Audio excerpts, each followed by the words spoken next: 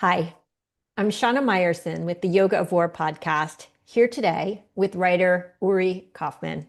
If you appreciate and find value in these important discussions, please consider supporting the show so I can continue to bring you such amazing and esteemed guests. Details are pinned in the comments below. From just about any river to just about any sea these days, you'll hear so-called progressive protesters calling to globalize the Intifada.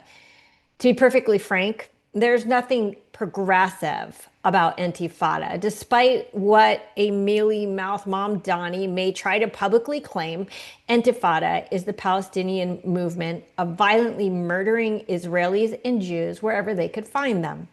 It's an open call for terrorism based on a centuries-old hatred of Jews in the West. Personal criticism of Israel's war on terror is legitimate in nature. Calling for the murder of any people on earth, yes, Jews included, is not.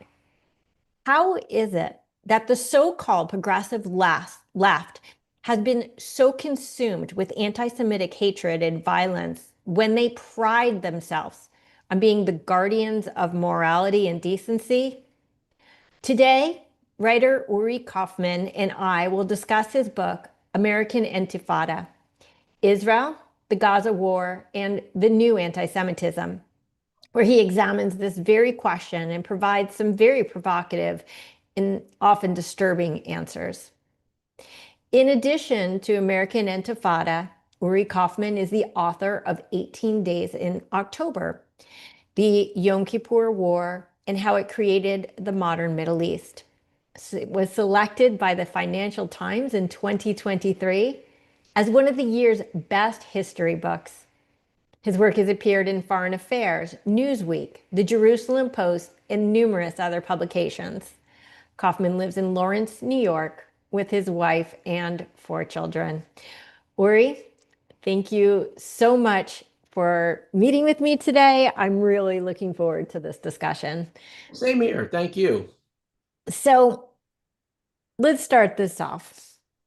A Martian with a particular penchant for socio-political exceptionalism lands on Earth. It takes but a minute for him to download all the information he needs to understand the entire globe. What does he conclude? Well, he concludes that planet Earth is a pretty strange place. He concludes that there's a group of people, the Jews, the Israelis, who should be the object of admiration for liberals and progressives everywhere. Israel is the only country in the history of the world founded by a labor union. It was the first country in the history of the world to have a woman rise to become the head of government without being related to a king or a male politician. Israeli women have always had the right to vote in the Zionist era as well, going back to even to the 1890s, before women had the right to vote in America and Britain. Israel regularly appears at the top of every list in all the gay publications as one of the most friendly places on earth. The United States has never elected an openly gay man to the Senate. Israel elected its first openly gay man to the Knesset, the rough equivalent of the Senate, way back in, are you ready for this? December of 1973. And the big thing about it was that it wasn't a big thing. He sat in a government with the ultra-Orthodox. Nobody cared. It was fine. So you would think that Israel would be the country admired by liberals and progressives. And then on the other side of the ledger, you would think that the Arab world would be a target for progressive fury. A demographer was asked, what's the life expectancy of gay people in the Arab world? And he said, until they're discovered. Women don't seem to fare very well over there either. Minorities don't fare well. It's not a very liberal place. So why is it then that the progressives spring to the defense of the Arabs and the Palestinians in place of the Israelis? And I think the best way to understand it is by engaging in a thought experiment. So brief recap of October 7. Horrible attack, worst attack on Jews since the Holocaust. 1,200 people murdered, no justification, murdered in really, really hideous ways. Babies were put into microwave ovens and burned to death, things like that. Many, many women were raped. 251 hostages. The attack enjoyed universal support among the Palestinian public, according to every poll. Palestinians regularly refer to Jews as apes and pigs. If you don't believe me, go on Google, type in Jews, apes, and pigs, or Palestine, apes and pigs. You scroll with your mouse, you'll see dozens of quotes. One last fact. The Biden administration budgeted billions of dollars of aid for Gaza, not for Hamas, of course, but for what they term the innocent civilians. Okay, let's assume every one of those facts is true. Let's just change one fact. Let's assume the invaders on October 7 are not Arabs. Let's assume they're Germans of another era, or, I don't know, Ukrainians of another era, or white South Africans. In other words, white people, not people of color. Do you really think that Biden would have budgeted billions of dollars to the white supremacists who say Jews are apes and pigs? And now hold the thought, let's carry the thought experiment all the way through. Let's assume, again, in this parallel universe, white supremacists, not Arab supremacists, but let's assume they murdered 1,200 black people and they raped black women. And then a Republican administration says, we're going to give billions of dollars of aid to the innocent civilians, the innocent white supremacists who say that blacks are apes and pigs. There'd be rioting in the streets. So what's going on here? What's going on is, I think, a classic textbook case of cognitive dissonance. Cognitive dissonance is a psychological phenomenon identified in the last century in which, when people have deeply held beliefs and then facts appear that contradict the beliefs, people change the facts, not the beliefs. We all do this. Here we are. We have a not high profile, but highest profile conflict. It pits people of color against a perceived white group of privilege, the Jews. The progressives are going to side with the people of color because that is the way they are wired. Their highest core value is fighting racism. So they're going to back the people of color. Now, the problem is the facts don't even remotely justify it. So that's when you get into the cognitive dissonance and they change the facts to fit the narrative. That's what's going on. Yeah, it's enough to explode a Martian's brain. Uh, so yeah, meanwhile, back on Earth, we find ourselves in this severely inverted Orwellian reality wherein Israel, as you explained, one of the Earth's most thriving democracies, is uniquely and relentlessly condemned from all corners of the globe for really what turns out to be the most libelous in false accusations imaginable. Do you see this merely as a function of people of color versus perceived white, or is there something broader? Because this isn't the first attack ever that involves white people. Well, so you raise a really good question. You're right. I mean, anti-Semitism comes in many shapes and sizes. I was trying to explain. You're right. There are some people who are just haters. Tucker Carlson is one. I think, say Zoran Mamdani is another. Dog whistling support for globalize the Intifada, things like that. There's no shortage of anti-Semites around the world. That's for sure. Also, look, let's be frank. Nations are driven by interests, not by justice. And until very recently, everybody perceived their interests as being in the Arab world. They have a lot of money, they have a lot of oil. But that's actually starting to change, and that's why you're starting to finally see nations soften. But just to end where we began, I was trying to identify a much stranger phenomenon. The Tucker Carlsons of the world, the Candace Owens of the world. All right, that's one group of people. I know where I stand with them. Holocaust deniers, never debate a Holocaust denier. You're wasting your time. I was trying to explain people like, for example, Barack Obama. Barack Obama tweeted right after the October 7 attack that we have to face facts, he said. There's unclean hands on both sides. Whoa, why the moral equivalence? He said because of what he termed the, quote, unbearable occupation, unquote. Well, guess what? There was no occupation. Israel had withdrawn from Gaza over 18 years before with disengagement. So why is Barack Obama changing the facts to fit the narrative? It's what I just described. It's just a classic case of cognitive dissonance. Why does the New York Times regularly say things about Israel that are just patently false? For example, they said in the years leading up to the October 7 attack that even though Israel withdrew from Gaza, they were still an occupier. No, that's just ridiculous. How could you be an occupier if you're not even there? And that wasn't some crazy thing they said once or twice when the editor was on vacation.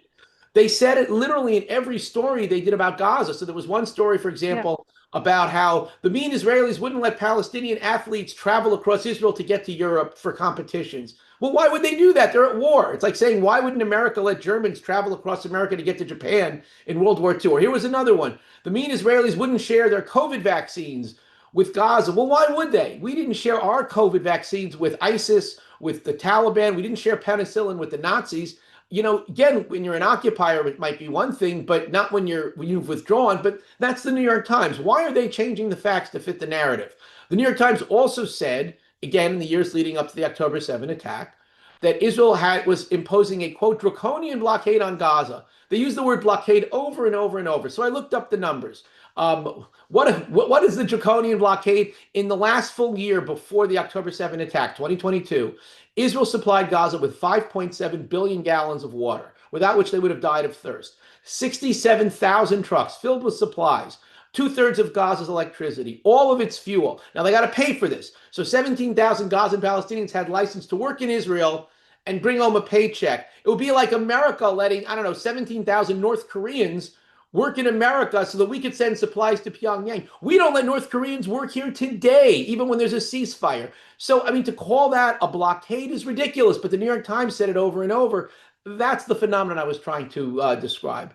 Yeah, I would say that an even more apt analogy would be for South Korea to have North Koreans come. For Gazans to come to America is actually a different analogy because the dynamic between Israel and Gaza or the Palestinians, including Judea and Samaria, when you have someone on your border, it changes everything. And obviously, this is something that South Korea, and it amazes me when I hear South Koreans who are also against Israel because I'm like, do you not understand? The amazing thing is that this poison has become like so infused in the bloodstream of the world that people can't even draw the simplest parallels. Now you refer to this current era as being characterized by a new anti-Semitism. So I want to know, like, when do you see the actual inflection point from the old anti-Semitism to the new anti-Semitism? I mean, did it start with Jimmy Carter? Was it a different place? But also, more importantly, what distinguishes good old-fashioned traditional anti-Semitism from what you would term new anti-Semitism? So I can't really point to like an inflection point when I can say, that was the moment when, oh, now it changed. I think it's been morphing in this direction in kind of a creeping way for a long, long time. Certainly, if you want, you could look at Jimmy Carter as one of the really important milestones. Jimmy Carter was a guy who got to go into politics because he was independently wealthy. The reason he was independently wealthy was his family owned a plantation.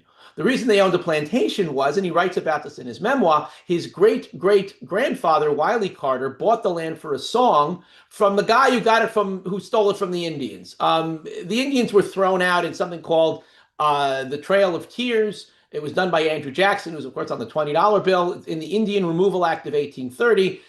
They sent them to Oklahoma, which was a desert, and 90% of them were killed. I mean, it's about as close as America came to actually committing genocide. And Jimmy Carter always felt really guilty about that. He felt guilty about Jim Crow.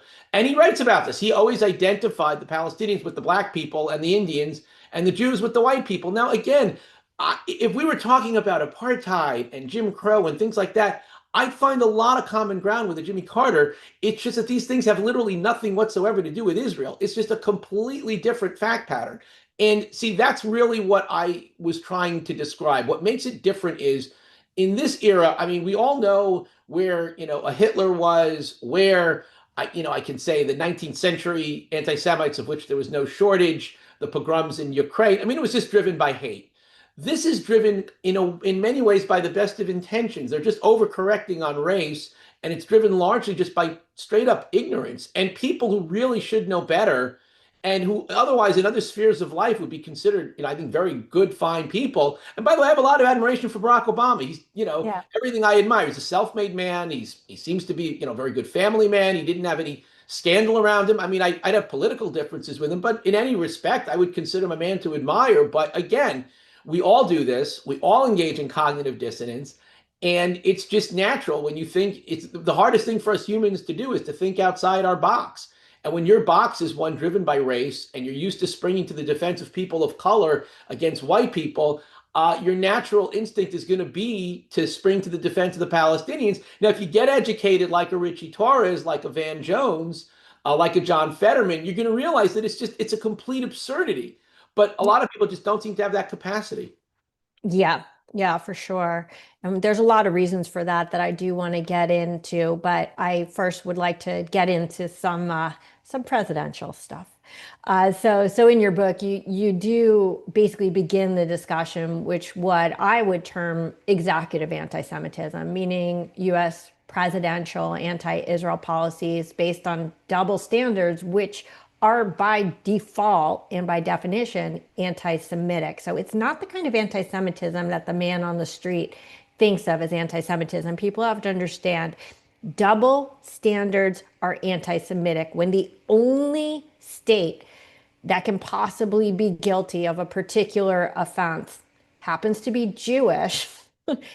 That's anti-Semitic. Now, this phenomenon, it seems, began with Jimmy Carter. I'm way too young to know Ford or anything before that, so maybe you can enlighten me. Your book, again, does start with Jimmy Carter as its springboard, and then it threads through, honestly, Democratic and Republican administrations alike, which is also disturbing in the 5 decades leading up to today.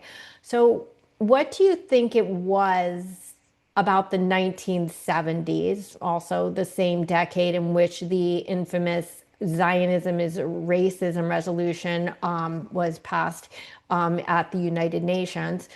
So, what was it about the 1970s and about President Carter that created the conditions for this really insidious and institutionalized anti-Semitism? It's not easy to understand. And I mean, just to go back to your first point, you made a really good point that a double standard is anti-Semitism. So I always say it's not really a double standard, it's actually a triple standard. Yeah. The standard applied to the Arabs, to let's say the Vladimir Putins, which is to say no standard at all. There's the standard applied to the democracies and to the Barack Obamas and David Camerons. And then there's that special set of rules applied to Israel, only Israel, no one but Israel. And when you do that, I mean, here's a perfect example. When we went to war with Islamic State, it was President Obama who initiated that. It's called Operation Inherent Resolve. We didn't supply any humanitarian assistance at all. We besieged cities. Section 5.20 of the U.S. Army Law of War, Army Manual says, quote, starvation is a legitimate method of warfare, unquote. Now, that's not just words on a page. That is policy. There was an article in the Huffington Post in April the 29th, 2016, which described the American siege of Fallujah. We besieged it. This was Barack Obama. By the way, it was also David Cameron. In Operation Inherent Resolve, America supplied 70% of the air power, Britain 20%, and then Canada, Australia, France, the other 10%. So we have a perfect statement of all the enlightened nations of the world, and we starved them out. The article described how at that moment in 2016, 140 people had already been starved to death in Fallujah. The rest of the city was making soup out of grass. The reporter asked Obama's White House press secretary, Josh Earnest, to comment. He didn't deny it, to his credit. Yeah. He said, look, it's war is hell, that we're facing a tough situation, and this is what you got to do to win. And I have to say, I agree. The way to save lives is to win the war. It's to make sure that the Islamic states of the world don't have countries to run. But here's the question. How can it be that Barack Obama supplies no humanitarian assistance whatsoever, legal, moral, ethical, proportional, everyone's fine with it. Netanyahu supplies 2 million tons of food, and that's genocide. And every single night, it seems like Christiane Amanpour has some other guest. I don't know where she finds them. The professor from Vermont, the member of the House of Lords, the so-called human rights advocate, and everyone has the same conclusion. It's genocide. How can that be? It's senseless. Or here's another one. Obama deliberately bombed the Yeah, main hospital in Mosul. Yeah, I do want to get into all of these specifics, but first I do want to talk about what was it about the 70s? What changed? What was it that went from a nation in a world that really did support the Jewish state as this tiny Davidian miracle, and then something switched. And it became okay to not just support them, but to actually get aggressive against them. Well, Can for starters, it's the world has always been a very hard place on Israel. Let's be clear about that. Israel, even in the 60s and the 70s, it was driven by something else. It was driven by interests. It was driven by Mhm. the fact that the Arabs had oil and the Jews didn't. It was as simple as that. That's why the 70s was such a tough time. I'm old enough to remember the oil lines from the Arab oil embargo in 1973. That was a really tough time. Mhm. And if you want to go back, I mean, in 1979, forget about Zionism is racism. The UN actually condemned Israel for signing a peace treaty with Egypt, if you can believe that. General Assembly Resolution 3470. The Secretary General of the UN, the Security Council, Kurt Waldheim, condemned Israel for rescuing hostages in Entebbe, if you can believe that. Maybe he thought they should give the hostages back to the terrorists. I don't know. I mean, these are things that happened. What I do think changed was, for whatever reason, the 1960s was an era in which the world finally came to grips with racism. A lot of really good things happened. America's system of apartheid finally was dismantled. It was a beautiful thing. In the 1970s, we see Rhodesia finally going away. It took a little longer for South Africa, but it happened. People became more sensitive to race. And as is humans are wont to do, I think people overcorrected. At least a lot of people did. Not everybody, but a lot of people. Again, look at this highest profile conflict. You got people of color. They're fighting a white group of privilege. And if you don't know the history and you're ignorant, and frankly, how many people know Israeli history? For most people, Israel is a Hebrew-speaking Portugal. I don't know anything about Portuguese history myself. So, how would you know that the Jews immigrated to Palestine legally? They were invited to come. How would you know that the Jews bought land from the Arabs? They didn't steal it. They didn't throw people off their property as Jimmy Carter's ancestors did. They paid for it. Studies have been done. The Jews were paying $1,000 an acre at a time in the 1920s when farmland in Nebraska and Iowa was going for $100 an acre. They're paying 10 times as much. Now, I'm not faulting the Palestinians.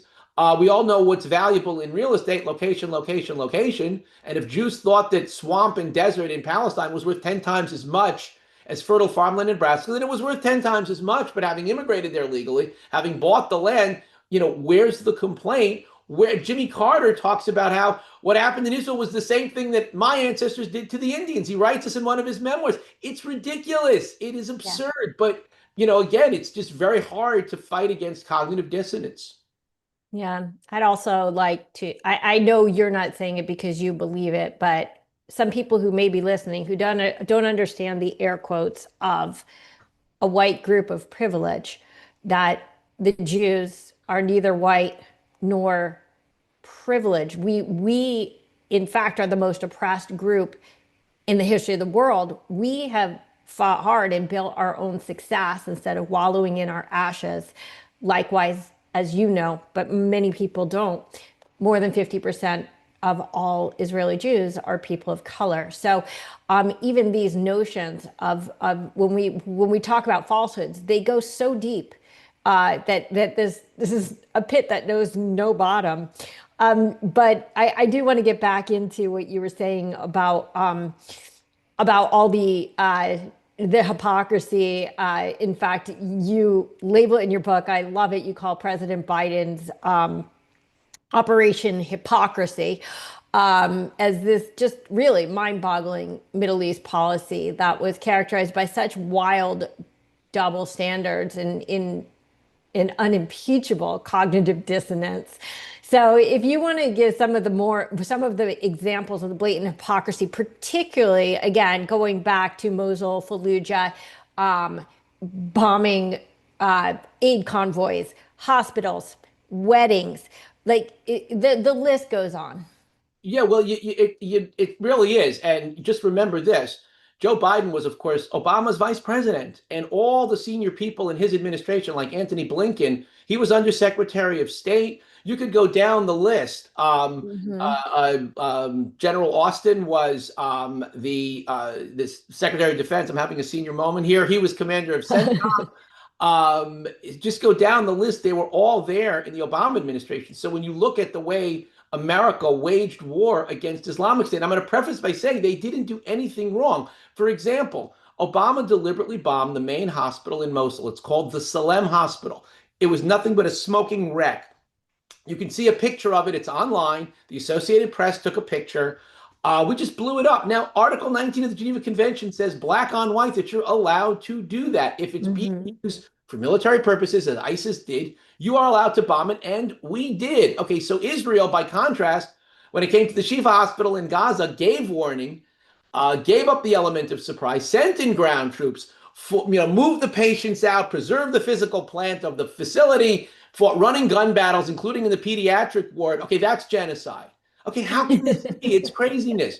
We killed 40,000 civilians just in Mosul. Only one battle. That, according to Iraq's foreign minister, Hashiyar Zabari, who was from Mosul. Okay, we killed 40,000 in just one battle. We only took 2 killed in the whole Battle of Mosul. Mosul, by the way, is a city almost as big as, actually a little bigger than Philadelphia. Over 1.3 million people. It's huge. We leveled it because we didn't send in ground troops, and we killed 40,000 civilians. And that was only one battle. There was Ramadi, Raqqa, all these other places. And again, everyone was fine with it. Legal, moral, ethical, proportional. No one said one word of protest. Israel sends in ground troops. They've killed a fraction of the civilians. Even if you accept the nonsense Palestinian numbers, everyone is screaming that it's genocide. Here's another example. You will remember in the war, an Israeli convoy accidentally fired upon an aid car and killed 7 workers. It was a horrible tragedy. And the Israelis apologized and they paid compensation. They did the things you do when these things happen. And everyone was saying, now we need a ceasefire. Okay, in I believe it was October of 2015, American fighter jets accidentally bombed a Doctors Without Borders hospital in Afghanistan, in Kunduz. Killed 42 people, 42 doctors and patients. Again, a hideous tragedy. They bombed the wrong building. These things happen. It's a terrible thing when it does. We apologized. We paid compensation. Nobody said, that's it. War is over. You killed civilians. Now we got to stop. You got to let the Taliban win. The whole thing is craziness. You could go down the line, with one thing after the other after the other. David Cameron, again, was very critical of Israel, as Rishi Sunak's foreign secretary. When he was prime minister, we were doing all these things with Islamic State. And I needn't tell you, Islamic State posed a far smaller threat to America than Hamas did to Israel. And it was an identical campaign. The campaign was to make sure that ISIS not control Islamic State. Israel's war, of course, to make sure Hamas not control Gaza. We went to war at a time when fewer than 100 Americans had been killed by ISIS on American soil, probably even fewer Englishmen on British soil. And yet we allowed ourselves to do all these things, which I stress again are legal under international law. Well, they're legal when we do it. They're legal when Obama does it. They're legal when David Cameron does it. But when Benjamin Netanyahu does even less, well, that's genocide. I mean, there's just something wrong with this. Well, let me add to that list about ISIS that not a single person started a resolution in the UN to grant ISIS an actual state. There's Yeah. that as well. The level of lunacy, again, this Martian, his head is exploding. By the way, the reason I keep coming back to the Martian for anyone who's listening is it is the opening of the book because you have to have that blink mind to be able to see the world for what it is. Because of cognitive dissonance, we all see everything through our own colored glasses. But Uri, I want to ask a question specifically about Biden, actually. Biden is a self-described Zionist in having personally been a part of AIPAC for more than 20 years. I could tell you, I actually do agree. He didn't win any political points by saying repeatedly that he's a Zionist. So why would he, of all people, be a party to all these blatant double standards? The answer is that for all his statements about being a Zionist, the fact of the matter is he and the members of his administration, and a lot of them have given interviews since. There's a guy named Milan Goldenberg. There's that guy Amos Hochstein. They have very mixed feelings about this conflict. And they wanted a mixed outcome to match those mixed feelings. So that is why they pressured Israel not to go into Rafah. Now, Rafah is right on the boundary where Gaza meets the Sinai Peninsula, which is, of course, Egyptian controlled. So Mhm. that's where all the weapons were being flooded in. And it was, I mean, obvious to anyone that for Israel to win this war and make sure another attack not happen, you're going to have to cut off the flow of weapons coming in from Sinai. So, of course, Israel had to go into Rafah. Well, the Biden administration pressured Israel not to do that. And, luckily Netanyahu defied them and he went ahead and he did it anyway. And that's why Israel, one of the reasons why Israel ultimately won the war. But that's just one example of where the Biden administration was pressuring Israel in effect to let, again, to have this kind of indeterminate outcome. It's not that they wanted Israel to lose, but they didn't really want Israel to have a decisive victory either. Again, they wanted a mixed outcome to match their mixed feelings. You might remember that in July of 2024, Israel managed to kill a leading Hamas terrorist named Mohammed Def, and that staggered Hamas. And for the first time, they started to soften in the negotiations. But then at the end of the month, Kamala Harris, who was then by then the candidate, gave a speech where she said, "There's too much suffering. I won't allow this. Israel has to stop. How Israel defends itself matters," and so on. And that's when Hamas walked away from the table because they said, "Look, let's see how the election turns out. If Kamala wins, she's going to make sure we win the war." There is no way Israel could have attacked Iran if Kamala had won the election. It just wouldn't have happened. And Agree. that's another example, by the way. If we could just another perfect thought experiment. Okay, Iran says it's run by a bunch of crazy ayatollahs. They say Jews are apes and pigs. They say that because there's a verse in the Quran that says it, by the way. And if you don't believe me, again, type in ayatollahs, apes and pigs on Google, scroll with your mouse. You'll see what I'm saying is true. So imagine you've got, they're saying Jews are apes and pigs. They want to commit genocide. They got a clock ticking in Tehran. When they're going to blow Israel off the map, even the supposed moderates in Iran say Israel is a one-bomb country. Okay, so now let's assume all those facts are true, but let's just change one fact. Let's assume that Iran was run not by crazy ayatollahs who say Jews are apes and pigs, but crazy white supremacists who say blacks are apes and pigs. Okay, do you really think that Obama would have signed an Iran deal with that country? An Iran deal that says they get to keep the first generation centrifuges, they can continue the research, they get to research weaponizing, putting a nuclear warhead on a missile, which everyone says is the hardest part. They can make weapons in 5 years, missiles in 8, enrich uranium in 10, 15 years go by, the whole deal sunsets. And the experts debate, will the breakout period be a few weeks, maybe a few months? In the meantime, they get over $100 billion to fund insurgencies killing black people because they say blacks are apes and pigs. Do you really think he would have signed a deal like that? Of course not. But it's people of color and they're fighting the Jews. So now you get into cognitive dissonance. Well, said Obama, they're going to use that 100 billion to improve the lives of the Iranian people, which is laughable. And everyone who knows anything about Iran must have told him that was ridiculous. You convince yourself of things that otherwise you wouldn't, because again, the Iranians are the people of color. He's probably still thinking about that coup in 1953 as if it's all our fault, which by the way is ridiculous. And again, the Jews are the white group of privilege. So you start to justify things, and before you know it, you have an Iran deal. Boom. Okay. You are a bash of knowledge. I have to say, what surprised me about your book was I thought I was picking up a book primarily about anti-Semitism, but quite frankly, it's very rife with historical references. And anybody who reads this will understand so many things from the Nuremberg trials to the war in Gaza to all the topics that were going, the Iran nuclear talks, to everything. So it's a very, very comprehensive overview. I do want to focus more on the social dynamics of this new anti-Semitism as much as possible, because it is just such a unique dynamic at a very disturbing time. But coming back to, you mentioned this before, Barack Obama's both sides have dirt on their hands quote. A bizarre, in again, very, I hate to overuse the word disturbing, but the world today is so disturbing. It was a very disturbing response to October 7th.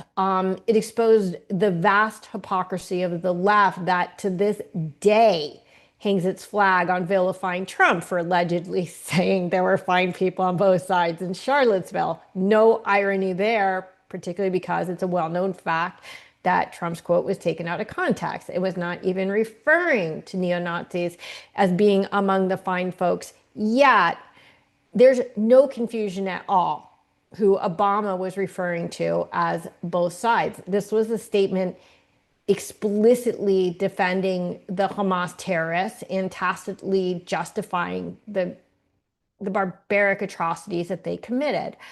I honestly, I can't comprehend how, in particularly in post 9/11 America, for those of us who are old enough to remember 9/11, that we've even have one leader who would dare to condone Islamic terror anywhere on earth, much less this strong and growing coalition of leaders in tens, if not hundreds, of millions of followers around the world. Do you think that 9/11 was somehow like a catalyst rather than a deterrent of this philo-Islamicism that seems to be largely fueling the global pandemic of Jew hatred? Well, I think it was what is referred to by pollsters as a polarizing event. I think it hardened beliefs, I can say, actually on both sides.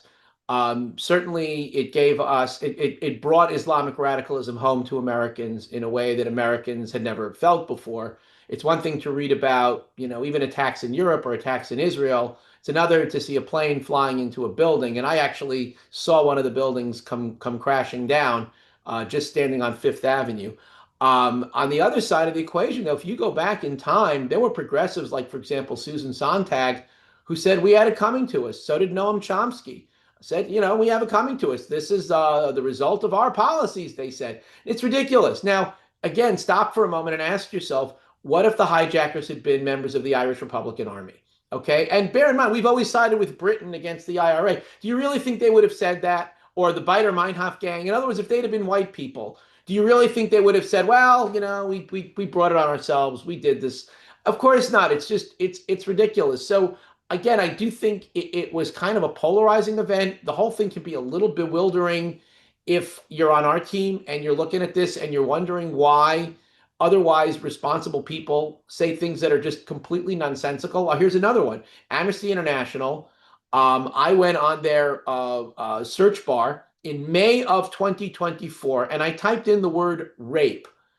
2,632 entries came back. Okay, rape in Darfur and rape in South America and rape in Russia, rape in every corner of planet Earth. Just one place never came up. You guessed it, Israel. Now, bear in mind, by then, May of 2024, several Israeli women had already courageously stepped forward and said they'd been raped.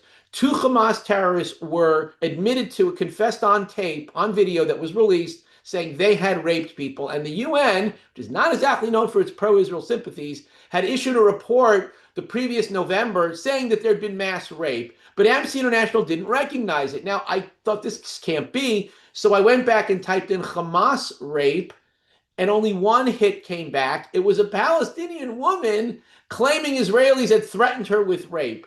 So, it's obvious here that Amnesty International, they have this halo of a human rights organization, but the fact is it's a progressive values advocacy group. They take sides. And, part of being a progressive values advocacy group is siding with people of color. And that's what they do. Human Rights Watch did it today. Its founder, a guy named Bob Bernstein, said Human Rights Watch is not a human rights organization. It's an anti-Israel advocacy group. They view that as their core mission. They say things about Israel that are just nonsensical. And it really is a sad commentary. But the good news is there is a silent majority that stands with us. I really do believe that. I think we see that over and over. We see that certainly now with President Trump in power. And overall, I do think we can reach these people just by confronting them with their biases. Well, I want to discuss way later, not now, the as a Jew Jews, but I only want to bring it up right now for just to make the point that Sontag, Chomsky, and Bernstein are all Jewish. So this is a disgrace upon a disgrace. Another thing that's very interesting to me, to tell you the truth, is that at again the broad cognitive dissonance that the same marauding mobs who insist there were no massacres, rapes, or atrocities on 10/7 simultaneously support that these atrocities occurred. Like there's no way there's literally no way to square these circles.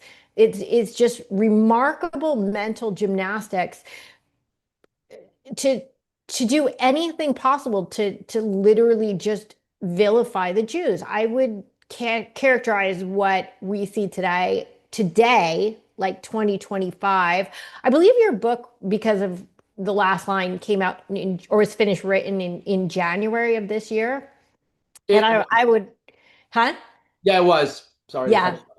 I'd say what a difference a year makes. I think that what we're seeing like today, taking what I read in your book, is a new anti-Semitism that has explicitly turned not just on the Jewish state, but in fact on the whole Jewish people. Like people, Jews in LA and New York and Sydney and London who have nothing to do with Israel, nothing to do with Gaza. This isn't about Gaza. It pretends to be about Gaza. This whole farce is so evilly constructed. Yes, anti-Semitism is this constantly morphing virus, as Jonathan Sachs said, but what is it that has laid the conditions for it to morph so dangerously to this Nazi level and truly genocidal fervor? Well, first of all, you made a really good point before. When Russia invaded Ukraine, nobody accosted Russians on campus. Nobody said, Right. nobody protested in front of the Russian Orthodox Church or anything. It was like, yeah, well, that's over there. What's it got to do with these people over here? But somehow the Jews, are the only ones who carry a target on their back. It is kind of weird. I do think social media has a lot to do with it. Social media and cognitive dissonance were made for each other. Cognitive dissonance was identified by a psychologist named Leon Festinger in the previous century. And he said that what makes it work, what makes it happen, you find it when, number one, people invest heavily in a certain set of beliefs. And number two, when there are other people who believe in like-minded beliefs, so that when it all turns out to be false, you still have other people from whom to draw emotional support. And government policy, it's long been noted, is just perfect for cognitive dissonance. Simply put, no one in politics ever admits they made a mistake. And that's why governments always double down when they make a mistake. A woman named Barbara Tuchman wrote a classic called The March of Folly, describing exactly this phenomenon, where it was just self-evident, for example, that the Vietnam War was a mistake, but they doubled down. King George III doubled down on the American Revolution when it was self-evident that it cost far more to fight the war than whatever he would have gotten from his taxes, and so on and so on. Now that we have social media, I don't care what you believe. You could be a flat earther. There's going to be some like-minded group of people that you can get on the internet with and commiserate with, so that every time, for example, a fact comes out, saying that, for example, Hamas raped Israeli women. And by the way, there was a study recently that said it was probably a lot more widespread than people realize because they covered it up by mutilating the bodies. There's still going to be people on the internet, on social media, saying, no, it didn't really happen. It's all fake news. It's all false. And, here we are. Yeah. So I want to get your take on like why do you think that these new anti-Semites and in especially on social media, to be honest, weaponize such specific and triggering words such as genocide, ethnic cleansing, and apartheid in their strategy against the Jews? Well, apartheid is obvious because it mobilizes imageries of racism, that's the hot button issue. That's what gets people's juices flowing, and that's what they're fighting. And sadly, you mentioned the Gaza Jews, but there's a lot of people there because think about it for a moment.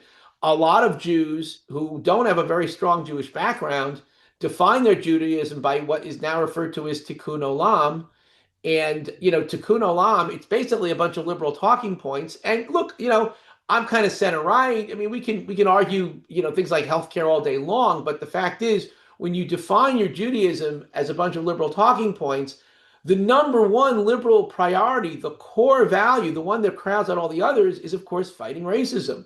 So now think about this for a moment. They've come up with a construct, Tikkun Olam, that defines Judaism in a way that demonizes Jews. Because again, we're the white group of privilege.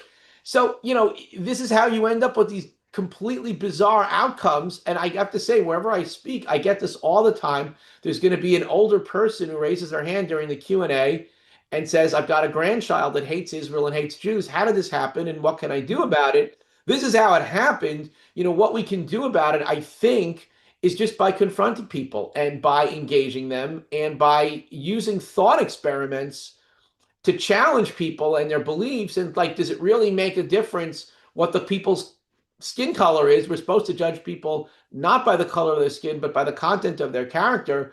By that measure, are you really doing the right thing? And you'd be surprised. I get quite a few people who think for a moment and say, I never thought of it that way. Yeah. Well, okay. So apartheid is definitely in a league of its own. I only mention it because it's sort of a third rail. So the choice of words like genocide and ethnic cleansing are not random. They do this on purpose, the same reason that they like in BB to Hitler and the IDF to Nazis. This is very, very deliberate. Why do you think they're doing this? So Neil Ferguson, it's a good question, but Neil Ferguson, the great historian and professor, said that, look, I know academia, he said, really well, been doing it my whole life. All right. There is no way that immediately after the October 7th attack, all these elite colleges just spontaneously came together around a message of genocide and war crimes and apartheid, and all of them had the same color tent. There does seem, I mean, I can't prove anything, but it really does look like there was some sort of a coordinated effort, maybe with Qatari money behind it, maybe something else, maybe Saudi money behind it. I don't know, but it seems pretty clear that there was a coordinated effort. They probably, they thought this through very carefully. They might have even focus grouped it. I don't know, but there seems to be little doubt that the people who went to war with Israel in the information sphere knew the messages they wanted to hit, knew the points that were going to get people up, riled up and get people going. And also, I have to say another thing. People have psychologically a tendency to project their own thoughts onto others. Everyone kind of knows Hamas says itself it wants to commit genocide. So now you flip the script and you say, well, it's really the Israelis committing genocide, which again, it's an absurdity. Obama starved cities, it's legal, and Netanyahu supplies 2 million tons of food. That's genocide. It's craziness. Well, I think it comes back to the same, not to overuse a phrase, cognitive dissonance, that if they can blame the Jews for the worst possible things that they could think of, then all of a sudden it's okay for them to condemn the Jews. Because if, God forbid, we were actually the victims of these genocides that we in pogroms and in all of the attacks that we actually have been subjected to throughout the centuries, then all of a sudden it proves that we are not in fact the oppressor, and that really crosses their wires.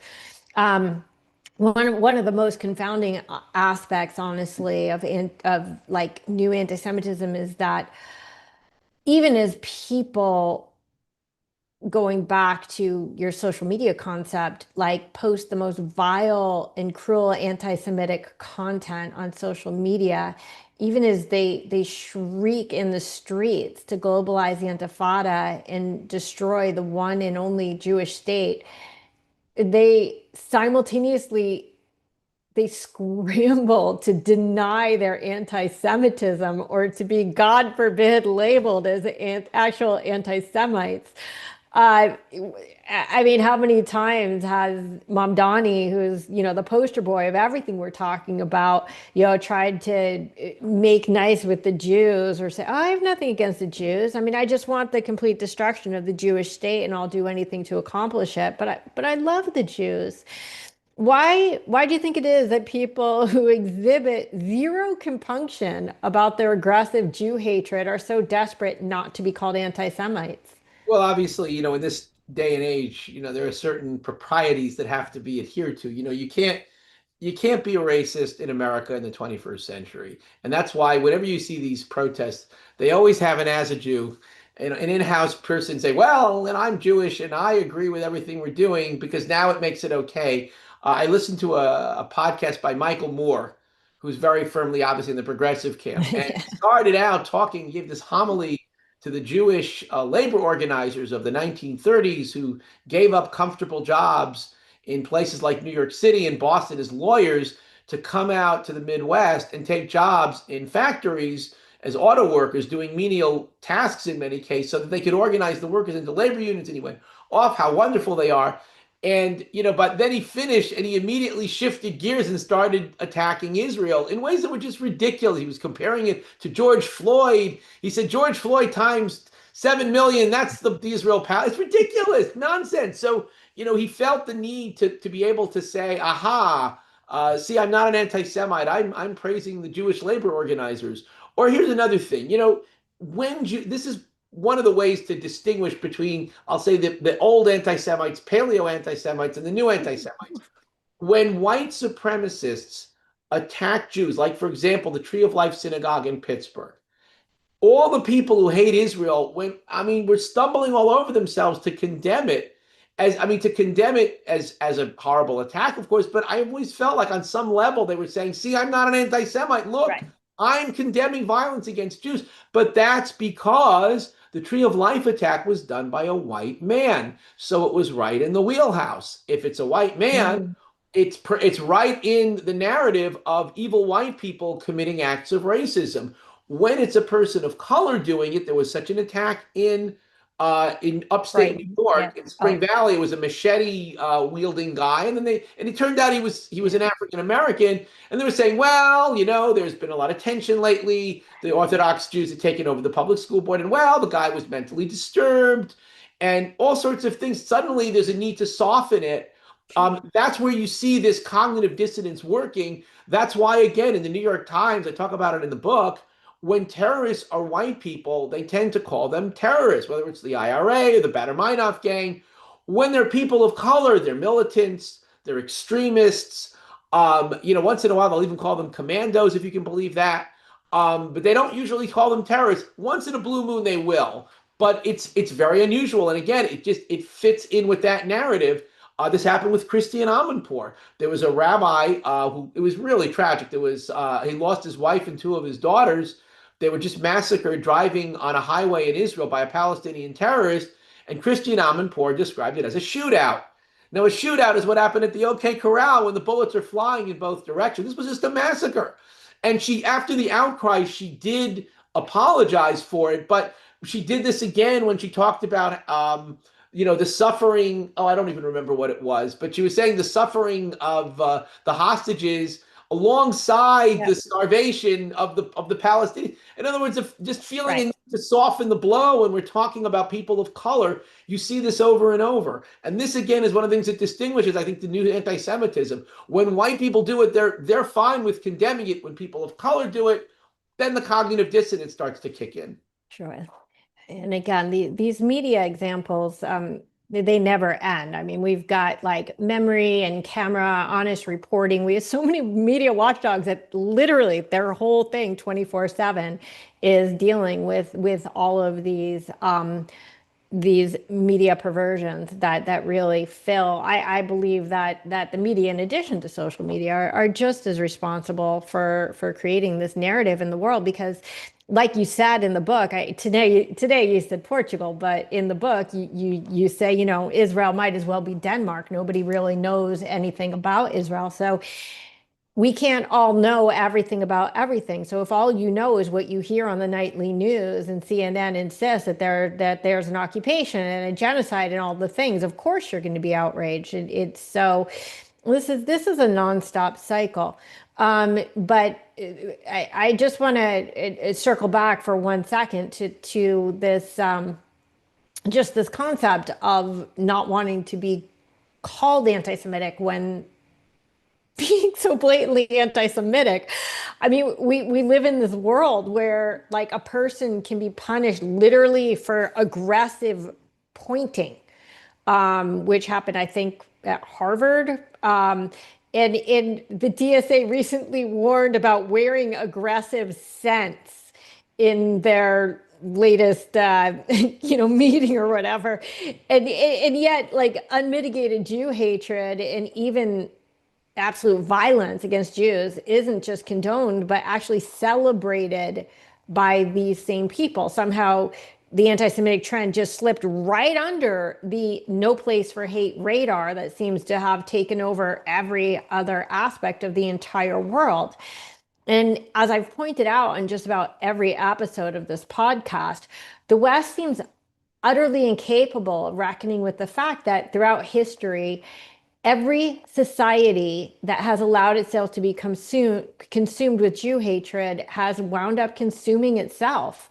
Do you think that these social justice warriors, first of all, even recognize, I mean, because how much they rush to deny, do you think they recognize like how dark their souls have become when they are calling to literally murder Jews or defending people who kill Jews on the street or light them on fire? And like, do you see this tide of hatred receding before it drowns civil society as it always has in the past?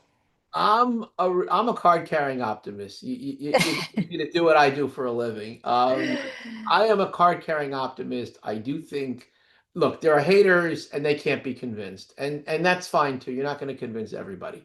There's this guy Nick Fuentes. He's a hater. He's an anti-Semite. He's an old school, hardcore hater of Jewish people, and I can't do anything for. I can't help a guy like that. But what I think I can do, and what I try to do, is reach people who maybe are being anti-Semitic without even realizing it, who maybe don't understand that in their zeal to fight for social justice as they see it and fight for people of color. And I'll say it again, if we were talking about other contexts, you want to talk about the legacy of slavery and Jim Crow and apartheid, I find a lot of common ground with these people. It's just that these things have literally nothing whatsoever to do with Israel and its plight, beating back the Arab attempt to wipe it off the map. So I do think we can reach these people. I do think, especially, we can reach younger people. It's all just about getting people to confront their biases. Very often, people get very angry when they are forced to confront their biases. We Mhm. all do this. Everybody does this. But I do think that people can be reached ultimately. Okay. I've actually heard you say a number of times, not today, but in other podcasts, you refer to the Intifada kids as quote unquote silly university students, and contend that they're not the real problem. I'd like to dig into that for a moment. There are a lot of problems with the mainstream anti-Semitism that's running rampant on our elite campuses, but quite frankly, on all our campuses. I could tell you, coming from Los Angeles, it's happening right here at Santa Monica City College, which is a community college. It's far from the Ivy League. So the fact that these silly students are actually a product of the educational system itself, I think, is the real problem. And I need to point out that indoctrination as education is exactly why we see the radicalized population that we do in Gaza. Why don't you think these young adults pose a real threat? Well, because I'm a little alarmed to hear what you say about Santa Monica City College, but there are studies that have been done about this, and most of what we saw was just in 7 elite universities. And there was a guy who did a study, I think his name was Mark Kotlikoff, and he found that as the tuition went down, the price of the tuition, in other words, went down, and as the quote unquote, elite nature, let's say the SAT score went down, you found much, much, much less of this sort of thing. So we are talking about a relatively, I mean, admittedly, an elite kind of high profile slice of the population. But let me give you a good fact in the other direction. Europe has something called the Eurovision contest. Yeah. And it's not very big in America, but it's huge in Europe. And it's a competition of different musical acts. And actually, it was the breakout for a lot of very famous acts like ABBA, like actually Olivia Newton-John, a bunch of others.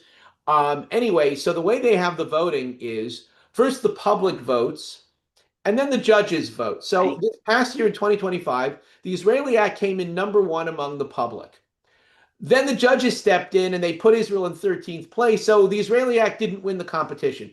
Something similar happened last year in 2024. The Israeli act came in second in the voting out of everybody. Now, this is not, and again, the judges beat Israel down and made it come in a lower position. But the point is, There's no way this is a coincidence. I mean, the public does, on some level, get it. It understands what's going on here. It's just the elites, it's the judges, I can say in this instance, it's the elites who are so, I can say, obsessed with race. I mean, they do tend to tack to the left, and they're so obsessed with race that they've just blinded themselves to basic ideas like we judge people not by the color of their skin, but by the content of their character.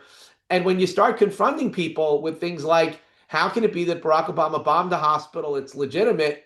Netanyahu sent in ground troops. That's genocide. Or we kill far more civilians. It's legal, moral, ethical, proportional. Israel kills a fraction because, again, they took hundreds of dead, thousands of wounded. We just sent in our Air Force to blow them off the map.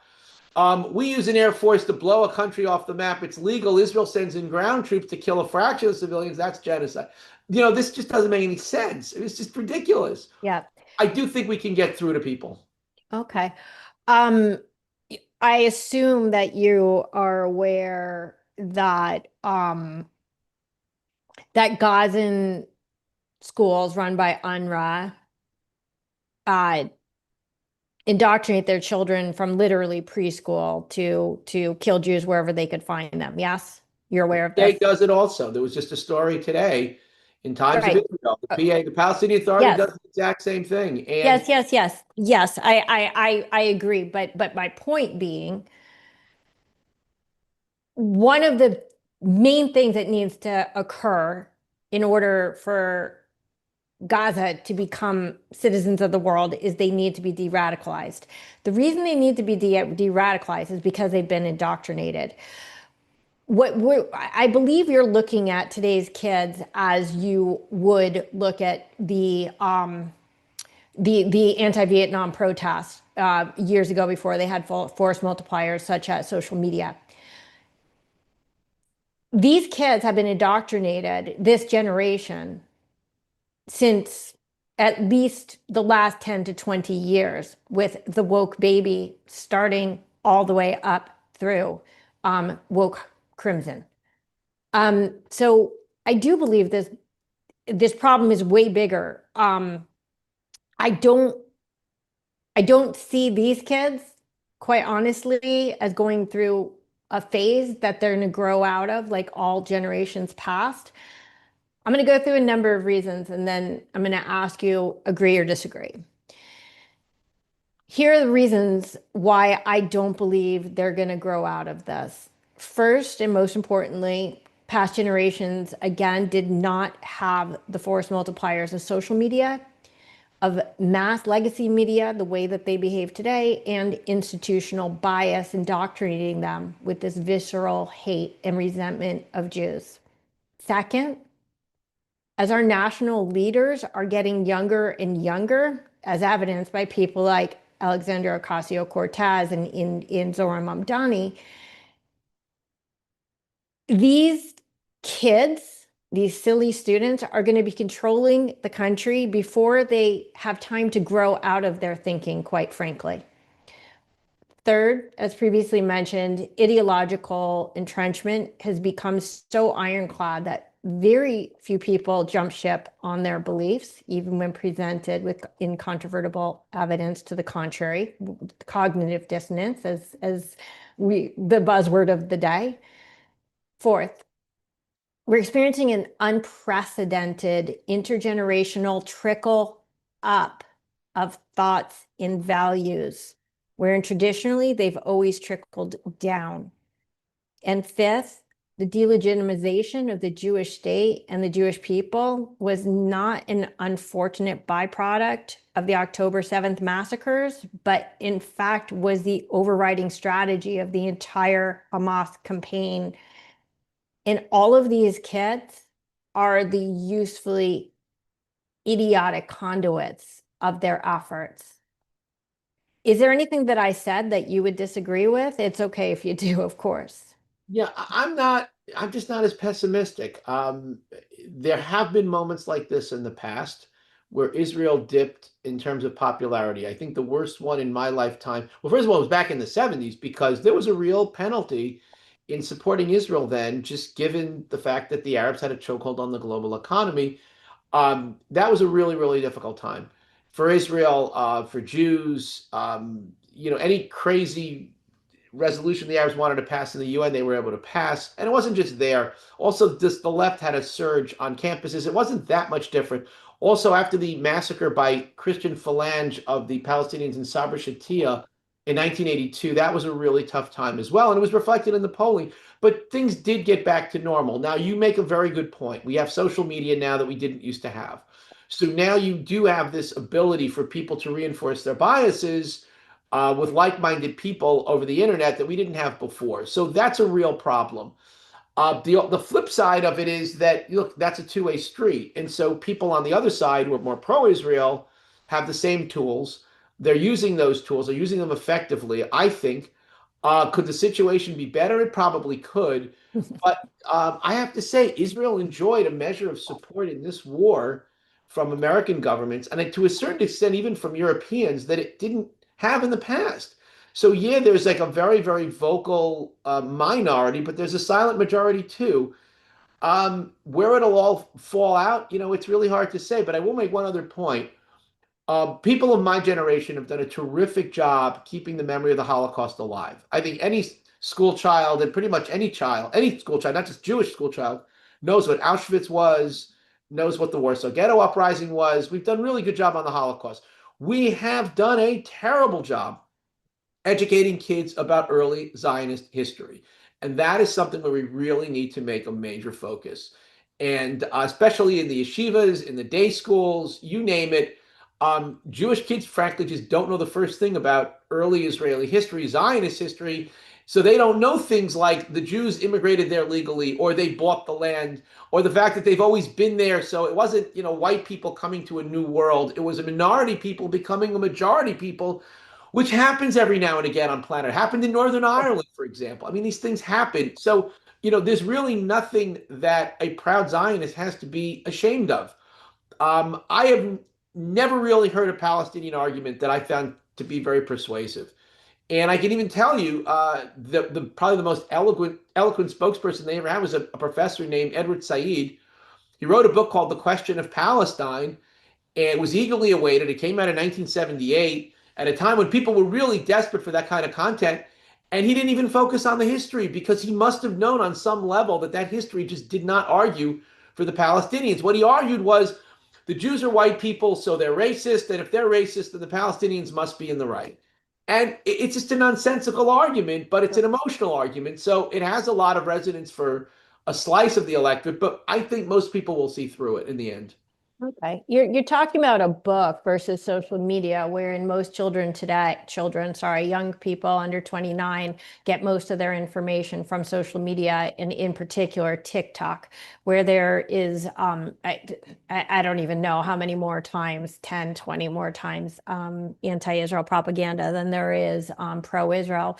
We're not just up against propaganda, but we're up against disinformation and also AI. Just yesterday, I read a story about this new I don't even know what else to call it other than like a new take on the Elders of Zion, where they basically, in Arabic, they're claiming that there's a book written by Jews saying how they want to subvert the entire Muslim world. And it's a completely made up book, but because of AI, anybody can read and go, see, the Jews are planning on taking over the world, and first they're going to kill all the Muslims. Second, I do want to point out that when you said that all our kids know about the Holocaust, I think you meant Jewish kids. Is that accurate? Because if you look at the actual statistics on high school and college kids and their Holocaust education, there's between 25 to 30% of American kids deny that the Holocaust existed or don't know that it existed. So the problem with Holocaust education, I don't expect Zionist education to go beyond the Jewish schools, but is that people are not aware of the Holocaust, so they can't really see this history repeating. And so these are again reasons that I think we are facing a very, very unique, and I'll make one more argument, Uri, which is the fact that we're 2 months into a ceasefire and the anti-Semitism is ramping up, not down.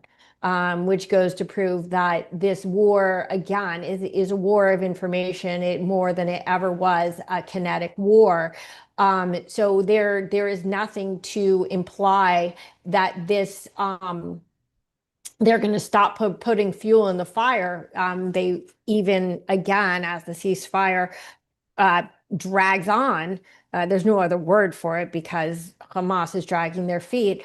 They keep adding more and more fuel to the fire in why people need to hate Jews.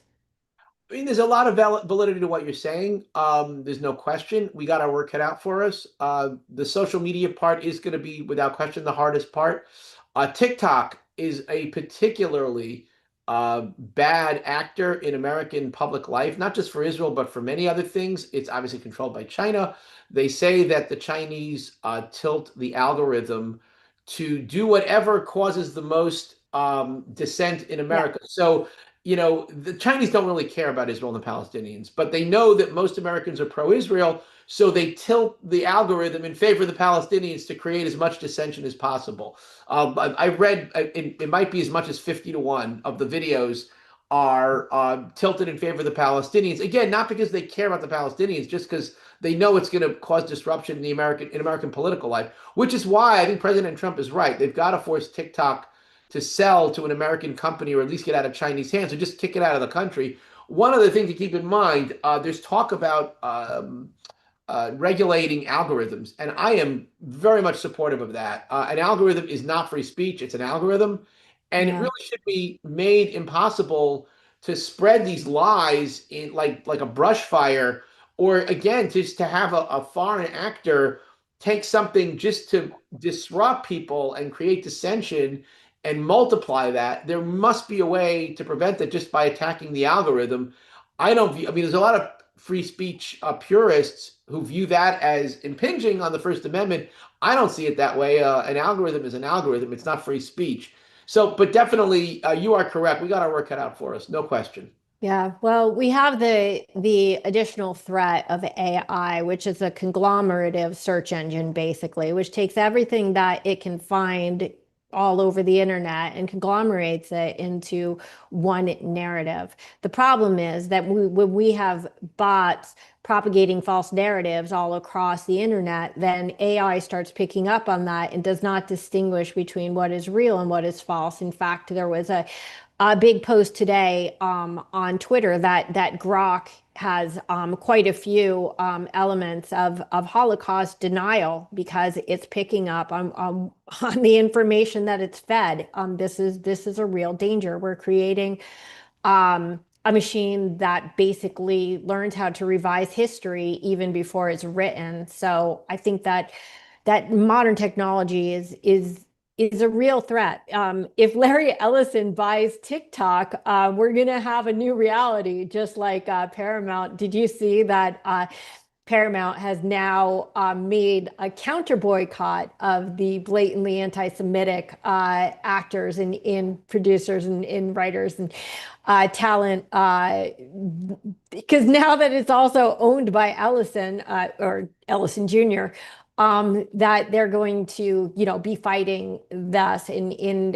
But I sort of laugh, but I don't want Jews of power to be our answer because that is exactly what cycles back into the old anti-Semitic tropes. But it may be, unfortunately, our only solution. I do want to mention before we wrap up something that we touched upon in the very beginning, which is the as a Jew Jews. I don't know about you. I find this one of the most disturbing proxies of the new anti-Semitism. You have a whole chapter in your book about J Street with their quote unquote pro-Israel, pro-peace platform that gives these as a Jew Jews a certain political legitimacy. NGOs like B'Tselem in Israel give them social justice legitimacy, and legacy Israeli media like Haaretz give them historical legitimacy. And all of these have paved the way for grassroots groups like Jewish Voice for Peace and If Not Now to revolt for their own demise. What is it about this suicidal new anti-Semitism that's so enticing to liberal Jews? Again, I think it gets back to what I was talking about before. It's tikkun olam. It's when you define your Judaism as a bunch of liberal talking points, and one of those liberal talking points is fighting racism, which is you've now elevated a liberal value to at the level of a religious conviction. And I can tell you, speaking as an Orthodox Jew, if you try to convince an Orthodox Jew that the world is more than 5,785 years old, you are likely to get an earful. I will point out that Maimonides, the Rambam, wrote his classic work, The Guide to the Perplexed, Moreh Nevuchim, attacking this very phenomenon. And writing in the 1100s, he said, the world is more than whatever, 4,000 years old than it was at the time. And as he laid down the law, when the interpretation of the Bible is conflicted by the facts, we change the interpretation, we don't change the facts.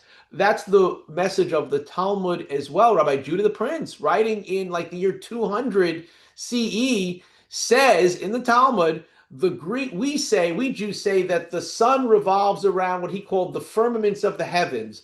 The Greeks say the sun revolves around the earth. And then Rabbi Judah ends off, and the Greeks are probably right. Now, of course, they both got it wrong, but fair enough. But the point is, Rabbi Judah said what he did because it fit the words of the Bible, of the Torah, better than what the Greeks said. But then he looked at the evidence and said, no, but this is just wrong. And he was big enough to just admit the Greeks are probably right. How many people have the ability, like Maimonides, like Rabbi Judah the Prince, to think out of their box and say, no, wait a minute. The facts don't support what I believe, even though it's my deepest belief. I gotta shift gears. That is the Orthodox Jewish way. By the way, Maimonides' book was not well greeted by other Orthodox Jews. It was Rabbi Shlomo of Montpellier who organized the book burning in the 1100s. After Maimonides passed away, though, he publicly retracted what he said and did. He publicly asked for forgiveness. And that's the Orthodox Jewish way. We believe in facts, not just blind adherence to even to the most fervently held beliefs. I hope, and that is my wish, that others can figure out a way to think outside their box, focus on facts, and if they do that, then the pro-Israel community is going to get a lot larger. From your mouth to God's ears, as they say in the old country. I could also, I don't really want to make a point of this, but the thing about the world's been around for billions of years and there's no refuting that. To also say that time is a modern construct and to say that God created all animals in a day might have been a billion years. We're trying to, it's just like the anthropomorphization, I can never say that word correctly, of God himself, that even to use the word him is a misnomer. He needs his own pronoun, but we could only think within what we understand. So that's how I'm going to go ahead and legitimize that the world has been around for billions of years. And I don't necessarily think that the Torah contradicts that, nor do I believe that evolution and in creation are necessarily at odds either. The world was created and then we evolved. The end. So anyway, I don't really want to get into the Well, I Talmudic can say discussion. Maimonides agrees. That's exactly what Maimonides says. So good for you. I mean, that has to be understood allegorically, and Yeah. these are not inconsistent. I agree with you completely. They're not inconsistent. Yeah. But anyway, Yeah. Only because I have an event in a half an hour. I do need to wrap up this discussion.